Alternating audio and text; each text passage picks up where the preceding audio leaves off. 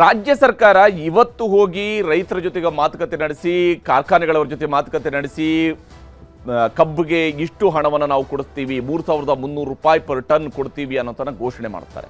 ನಿನ್ನೆ ರಾತ್ರಿ ಕಬ್ಬು ತುಂಬಿಕೊಂಡು ಬಂದಿದ್ದಂತಹ ಟ್ರ್ಯಾಕ್ಟರ್ಗಳ ಟ್ರಾಲಿಗಳಿಗೆ ಬೆಂಕಿ ಬೀಳೋ ತನಕ ರಾಜ್ಯ ಸರ್ಕಾರ ಈ ವಿಚಾರದಲ್ಲಿ ಏನು ಮಾಡ್ತಾ ಇತ್ತು? ಮುಧೋಳದಲ್ಲೇನೆ ರೈತರು ಈ ಹೋರಾಟವನ್ನು ಮಾಡ್ತಾ ಇರುವಂಥ ಮತ್ತು ಮುಧೋಳದ ಶಾಸಕರೇ ಕರ್ನಾಟಕದ ಸರ್ಕಾರದಲ್ಲಿ ಸಚಿವರಾಗಿ ಕೆಲಸ ಮಾಡ್ತಾ ಇದ್ದಾರೆ. ಇದು ರೈತರು ಮತ್ತು ಸರ್ಕಾರಕ್ಕೆ ಹಾಗಾದ್ರೆ ಸಂಬಂಧವೇ ಇಲ್ಲದಂತೆ ಹೆಂಗಿತ್ತು?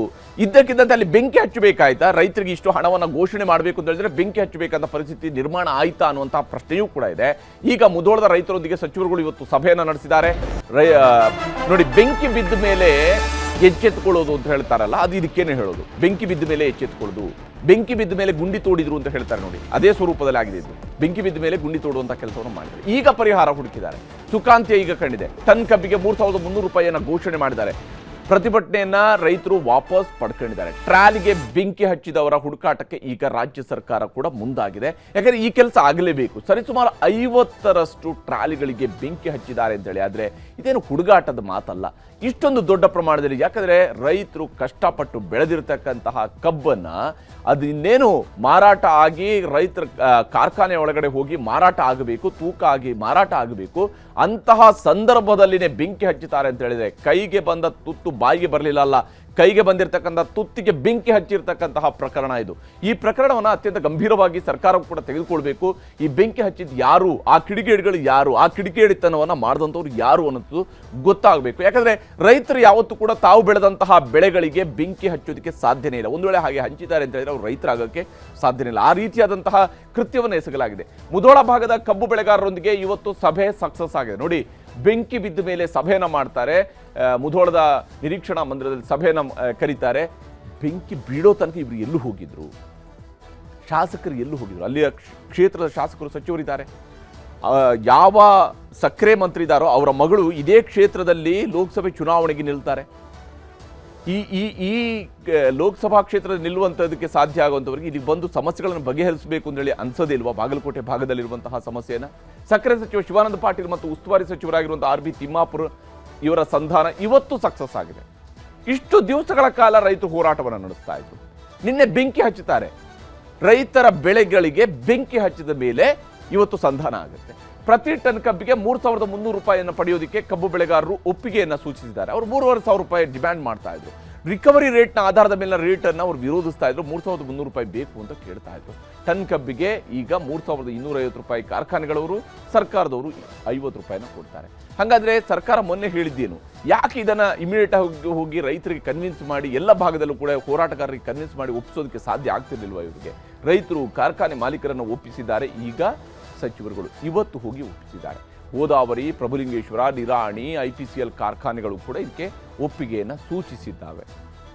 2 ದಿನಗಳಲ್ಲಿ ಬಾಕಿ ಹಣವನ್ನು ನೀಡೋದಕ್ಕೆ ಕಾರ್ಖಾನೆ ಮಾಲೀಕರು ಕೂಡ ಒಪ್ಪಿಗೆಯನ್ನು ಕೊಟ್ಟಿದ್ದಾರೆ. ರೈತರ ಕಬ್ಬಿಗೆ ಸಿಗಬೇಕಾಗಿರುವಂತಹ ಬಾಕಿ ಹಣವನ್ನು ಕೊಡ್ತೀವಿ ಅಂತ ಒಪ್ಪಿಕೊಂಡಿದ್ದಾರೆ. ನಾಳೆಯಿಂದಲೇ ಕಾರ್ಖಾನೆಗಳಲ್ಲಿ ಕಬ್ಬು ಅರಿಯುವಂತಹ ಕೆಲಸವೂ ಕೂಡ ಶುರುವಾಗುತ್ತೆ. ಬೆಂಕಿ ಬಿದ್ದ ಮೇಲೆ ಇವೆಲ್ಲವೂ ಕೂಡ ಆಗಿರುವಂಥದ್ದು. ಈಗ ರೈತರು ಮತ್ತು ಕಾರ್ಖಾನೆ ಮಾಲೀಕರ ಬೇಡಿಕೆ ಮತ್ತು ಸಮಸ್ಯೆಗಳಿಗೆ ಸಚಿವರುಗಳು ಇವತ್ತು ಸ್ಪಂದಿಸಿದ್ದಾರೆ. ಬೆಂಕಿ ಬಿದ್ದ ಮೇಲೆ ಸ್ಪಂದಿಸಿದ್ದಾರೆ ಮತ್ತು ಇವತ್ತೀಗ ಹೇಳಿದ್ದಾರೆ ರೈತರ ಸಮಸ್ಯೆ ಇತ್ಯರ್ಥಕ್ಕಾಗಿ ಕೇಂದ್ರಕ್ಕೆ ನಿಯೋಗವನ್ನು ತೆಗೆದುಕೊಂಡು ಹೋಗ್ತೀವಿ ಅಂತೇಳಿ ಭರವಸೆಯನ್ನು ಕೊಟ್ಟಿದ್ದಾರೆ. ಈ ಮೂಲಕ ಪ್ರಧಾನಿಯವರು ಟೈಮ್ ಕೊಟ್ಟರೆ ಎಲ್ಲ ಸಮಸ್ಯೆಗಳ ಬಗ್ಗೆ ಮನವರಿಕೆ ಮಾಡಿಕೊಡ್ತೀವಿ ಅಂತೇಳಿ ಸಕ್ಕರೆ ಸಚಿವರು ಯಥಾಪ್ರಕಾರವಾಗಿ ಹೇಳಿದ್ದಾರೆ. ಎಥನಾಲ್, FRP ಅನುದಾನಗಳ ಬಗ್ಗೆಯೂ ಕೂಡ ಸಮಾಲೋಚನೆಯನ್ನು ನಡೆಸ್ತೀವಿ ಅಂತ ಹೇಳ್ಕೊಂಡು ಮಾಲೀಕರಿಗೂ ಕೂಡ ಭರವಸೆಯನ್ನು ಕೊಟ್ಟಿದ್ದಾರೆ. ಪ್ರಧಾನಿಯವರು ಟೈಮ್ ಕೊಟ್ಟರೆ ಹೋಗಿ ಹೇಳ್ತೀವಿ ಅಂತೇಳಿ ಸಚಿವ ಶಿವಾನಂದ ಪಾಟೀಲರು ಕೂಡ ತಿಳಿಸಿದ್ದಾರೆ. ಟ್ರಾಲಿಗಳಿಗೆ ಬೆಂಕಿ ಇಟ್ಟ ಪ್ರಕರಣದ ತನಿಖೆ ನಡೆಯುತ್ತೆ. ಸೂಕ್ತ ಕ್ರಮದ ಭರವಸೆಯನ್ನು ಕೂಡ ಸರ್ಕಾರದ ಕಡೆಯಿಂದ ನೀಡಲಾಗಿದೆ. ಸೂಕ್ತವಾದಂತಹ ಕ್ರಮವನ್ನು ಕೈಗೊಳ್ತೀವಿ ಅಂತ ಹೇಳಿದ್ದಾರೆ. ಟ್ರಾಲಿಗಳಿಗೆ ಬೆಂಕಿ ಇಟ್ಟಂತಹ ಪ್ರಕರಣದ ಬಗ್ಗೆ ತನಿಖೆ ನಡೆಸ್ತೀವಿ ಅನ್ನೋಂಥದ್ದನ್ನು ತಿಳಿಸಿದ್ದಾರೆ. ಇಲ್ಲಿ ಇಷ್ಟೆಲ್ಲ ಆದಮೇಲೆ ಹೋರಾಟ ಅಂತ್ಯಗೊಂಡಿದೆ. ಮುಧೋಳದಲ್ಲಿ ನಿಷೇಧಾಜ್ಞೆ ನಡುವೆಯೂ ಕೂಡ ರೈತರು ಇವತ್ತು ಸೇರಿದ್ರು, ಜಮಾಯಿಸಿದ್ರು, ಹೋರಾಟಗಾರರು ಜೊತೆ ಹಾಕಿದ್ರು. ಇದರ ನಡುವೆ ಸಚಿವರ ಸಂಧಾನದ ಬಳಿಕ ರೈತರ ಹೋರಾಟವನ್ನು ತಾತ್ಕಾಲಿಕವಾಗಿ ಅಂತ್ಯಗೊಳಿಸಲಾಗಿದೆ. ಇಳುವರಿ ಆಧಾರಿತವಲ್ಲದ ಏಕರೂಪ ದರ ಪಡೆಯುವುದಕ್ಕೆ ರೈತರು ಯಶಸ್ವಿಯಾಗಿದ್ದಾರೆ. ಇಳುವರಿ ಆಧಾರಿತ ಅಂತ ಹೇಳಿ 3,300ಕ್ಕೆ ನಿಗದಿ ಮಾಡಿ ಅದನ್ನು 2,850, 3,000 ರೂಪಾಯಿ ಈ ರೀತಿಯಾಗೆಲ್ಲ ಪರ್ಚೇಸಿಂಗ್ಗೆ ಮುಂದಾಗಿದ್ರು.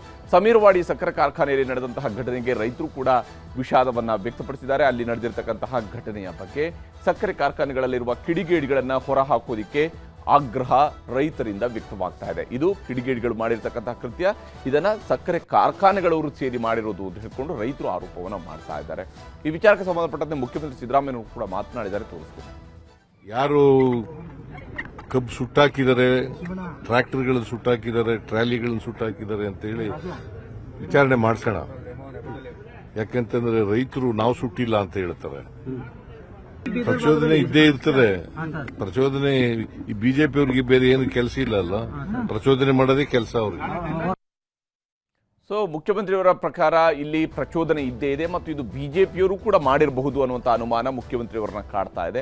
ಆದರೆ ನಿಜಕ್ಕೂ ಕೂಡ ಇಲ್ಲಿ ಬೆಂಕಿ ಹಚ್ಚಿದ್ದು ಯಾರು ಅನ್ನೋದು ಗೊತ್ತಾಗಲೇಬೇಕು. 1, 2, 3, 4, 5, 6 ಅಂತ ಹೇಳ್ಕೊಂಡು ನೋಡಿ, ಅಲ್ಲಿ ಸಾಲಾಗಿ ನಿಂತಿರ್ತಕ್ಕಂಥ ಅಷ್ಟು ಟ್ರ್ಯಾಲಿಗಳಿಗೆ ಬೆಂಕಿ ಹಚ್ಚುತ್ತಾರೆ ಅಂತ ಹೇಳಿದ್ರೆ ಒಂದು ರೀತಿಯಲ್ಲಿ ರೈಲಿನ ಬೋಗಿಗಳಿಗೆ ಎಲ್ಲ ಬೋಗಿಗಳಿಗೂ ಬೆಂಕಿ ಹಚ್ಚಿದಂತಹ ಸ್ವರೂಪದಲ್ಲಿ ಇಲ್ಲಿ ಕಾಣ್ತಾ ಇರುವಂಥದ್ದು. ರೈತರು ಬೆಳೆದಂತಹ ಬೆಳೆಗಳನ್ನು ಈ ರೀತಿಯಾಗಿ ನಾಶ ಮಾಡೋದಿದೆಯಲ್ಲ, ಇದು ಅತ್ಯಂತ ಗುರುತರ ಅಪರಾಧ. ಇದಕ್ಕೆ ಕ್ಷಮೆ ಕೊಡಬಾರ್ದು. ಇಂಥವರ ವಿರುದ್ಧ ಕಠಿಣ ಕ್ರಮವನ್ನು ಸರ್ಕಾರ ಕೈಗೊಳ್ಳಲೇಬೇಕು. ಹಾಗಿದ್ದಾಗ ಮಾತ್ರ ಇಂತಹ ಕೃತ್ಯಗಳನ್ನು ನಿಲ್ಲಿಸೋದಕ್ಕೆ ಸಾಧ್ಯ ಆಗುವಂಥದ್ದು.